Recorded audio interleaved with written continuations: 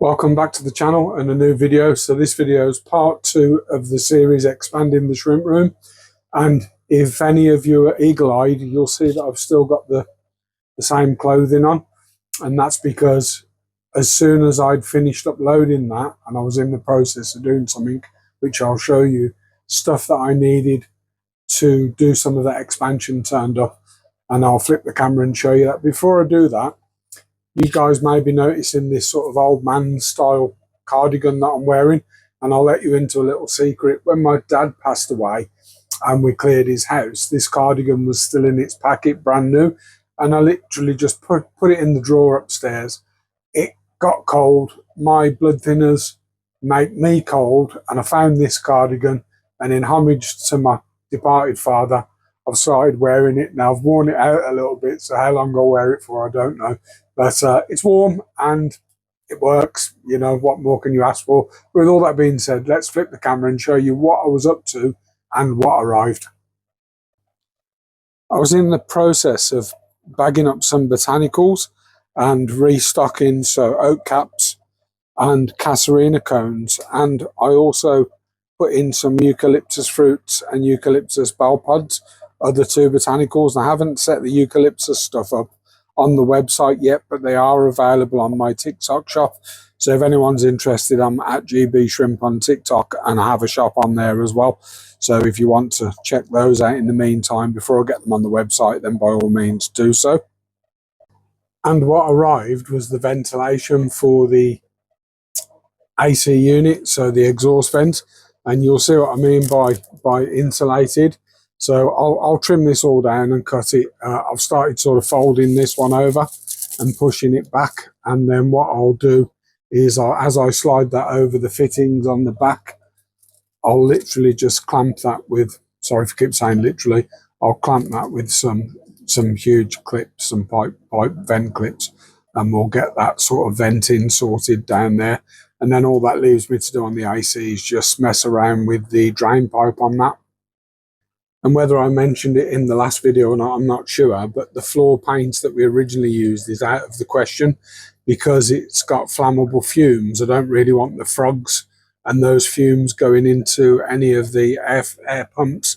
So, and likewise, light switching on and off automatically with fumes in here is probably not a good thing.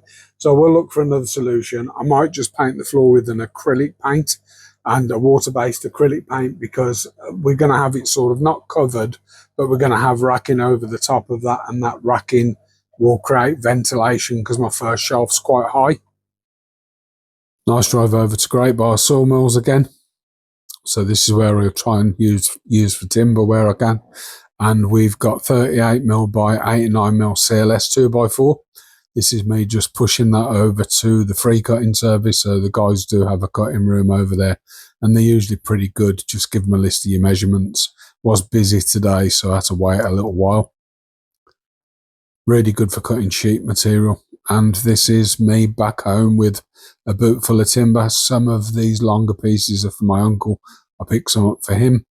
And then the stuff in the middle is to go to my uncle's, and the stuff on the left is for the rack.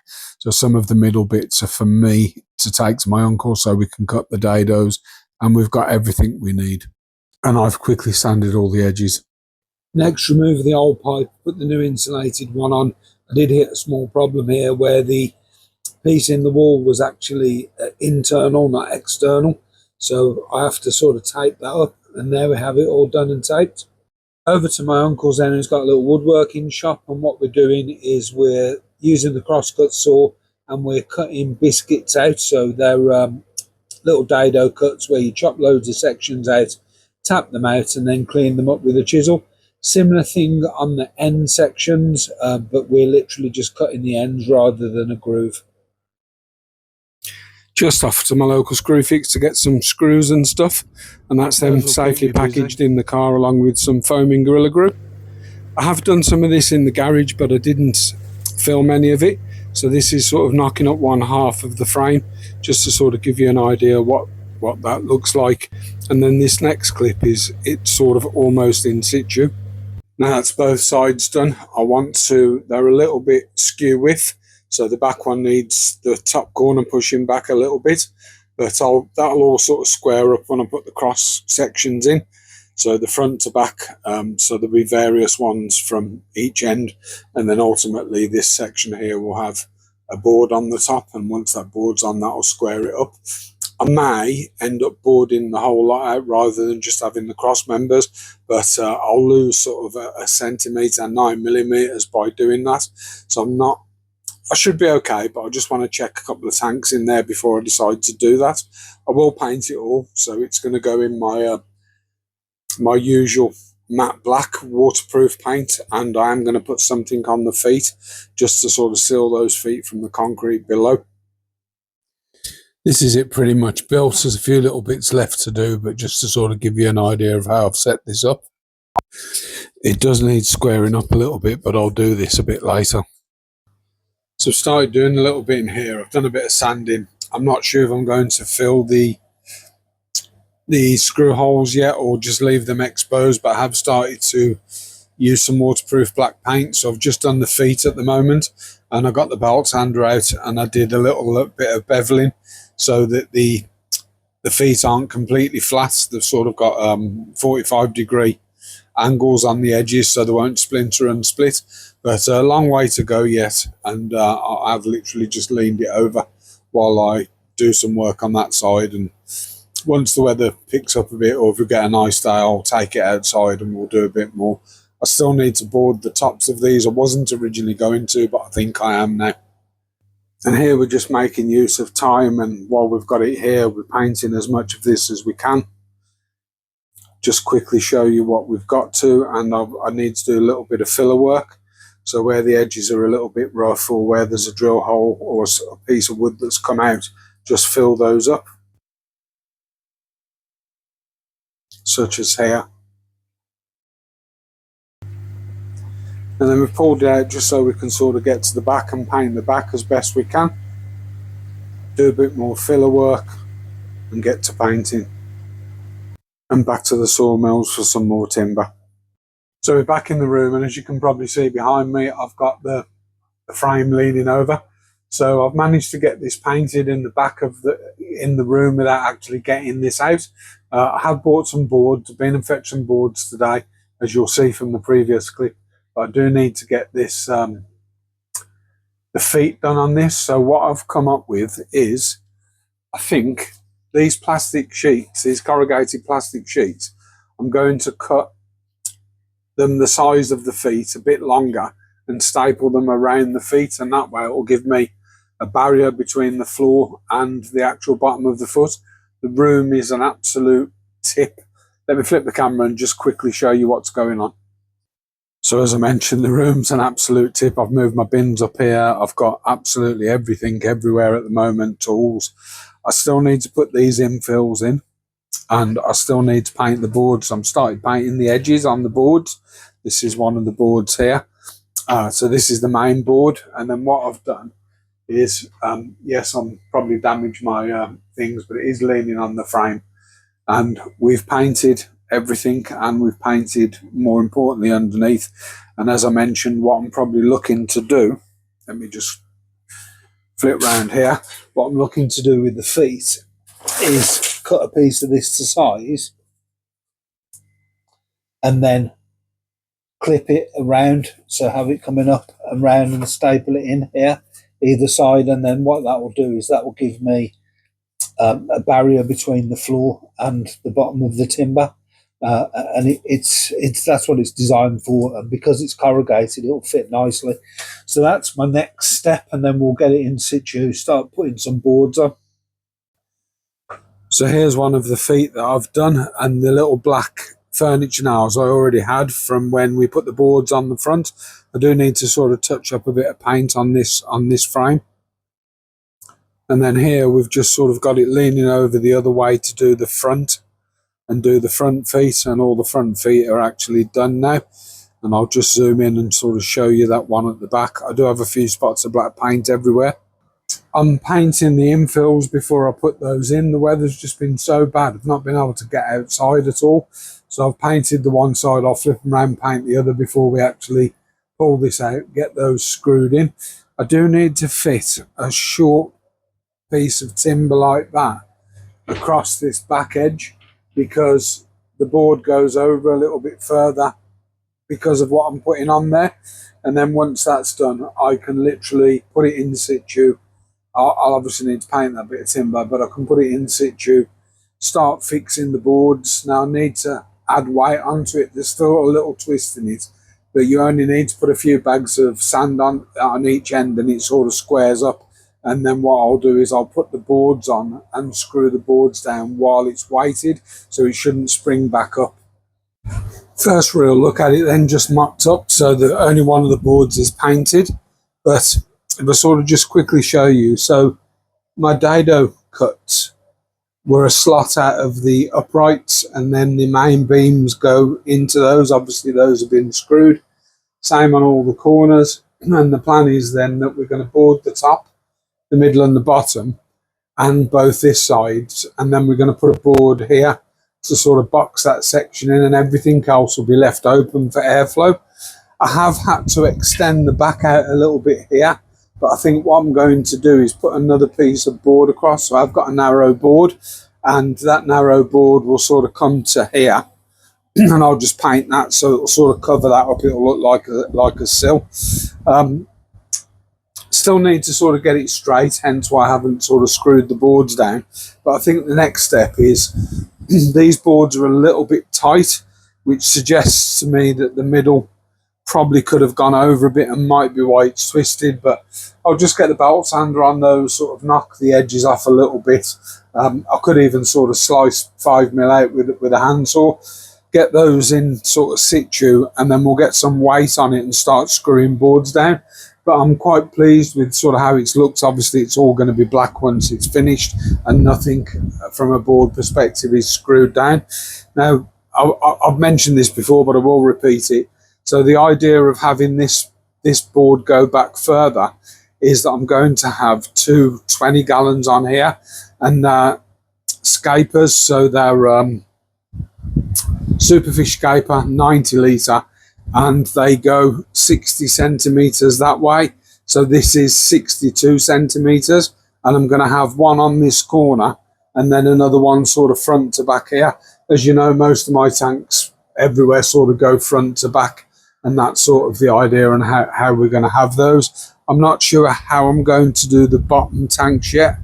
I think these need 900 wide, and the mistake I made, this one isn't 900 wide, so I may have one face on and one side on, don't know yet, and probably repeat that, although I could put two face on there. And then here they're going to be 50 litre, 50 litre, 50 litre, 50 litre, 50 litre, 50 litre. And I need to think about how I'm going to light these tanks and the top tanks. So all the internal tanks will be lit with that type of lighting as I do with all my other stuff. But next bit is to try and chop into this ring main and get some sockets in. So I could potentially chop in there, pull some cable through, drop down here and run a set of plugs there, and then sort of loop back in. So I'd have to pull the cable through from here to here, drop a new length of cable in, what's that, 1, 2, 3 meters, drop a new length of cable in, and then we'll come into the plugs and then back into here.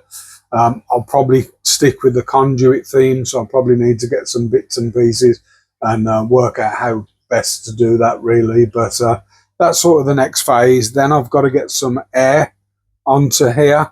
So as you can sort of see, there is a gap here. So the air pipe will go up the back of here, and I don't know if I'm going to sort of take it high or leave it strapped to the back of that sort of high beam. I haven't made my mind up too much yet. I'll sort something out. And obviously plumbing. So I do want to auto water change this, well, auto top up at least anyway. Like the other stuff, just to make life easier, because another 2, 4, 10, another 12 to potentially 15 tanks is going to be hard work if I'm doing it all manually. And I've also left a space here for the dehumidifier. So the dehumidifier will now slot into that space. I might make a little stand for it, and the pipework and stuff underneath that's got to go anyway. So I might make a little stand for that so it sits up and drains. this is another potential option. So I could drop another fuse into there. I don't think I'll need to if I'm doing ring main stuff, but next bit for me is just to sort of get these boards done, weighted, screwed down, and then I suppose once everything's sort of screwed and down and in place, I think the next step will be electrics for me, because I want to get that in before we start putting tanks in. Although I might put a tank in, we'll have to wait and see. I'm just in the process of getting the boards ready. I'm going to paint them before I get them on. But I'm drilling a hole and dropping a countersink in, and I'll obviously sand that and do what I need to do. And then what that gives me is it gives me a nice flush screw. So on the drill, I can sort of set a torque here, and I've got a piece, my bit can just drop out. I've got drills that do the same, so I can sort of flip between them, and likewise the end for the Torx bits and stuff. So this is magnetic, and yes, I need to clean up, but I've got a bit of weight on it, so it has sort of settled. There's still a little bit of rock in it, but not massively. And I think if I sort of put a couple of buckets of water onto sort of the middle shelves, to be honest, even if I fill that tank up with water, I think that will sort of do me, and it'll be enough to weight it down. And then the plan is that I've got this board screwed in.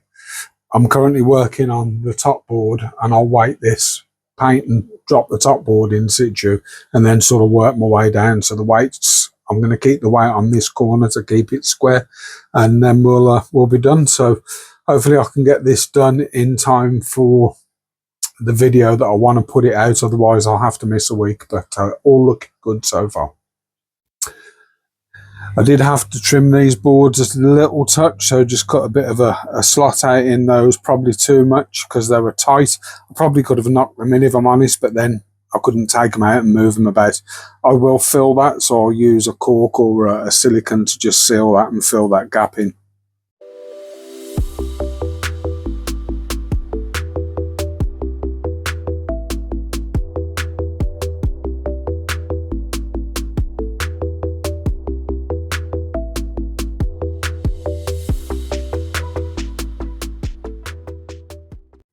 Just a quick demonstration of drilling and fixing a board.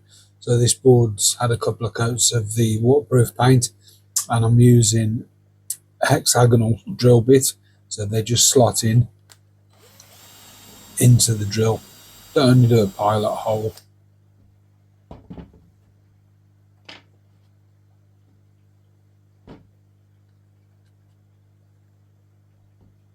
Drop in the countersink. So it's a bit worn, this countersink, so I have to give it a bit of a spin.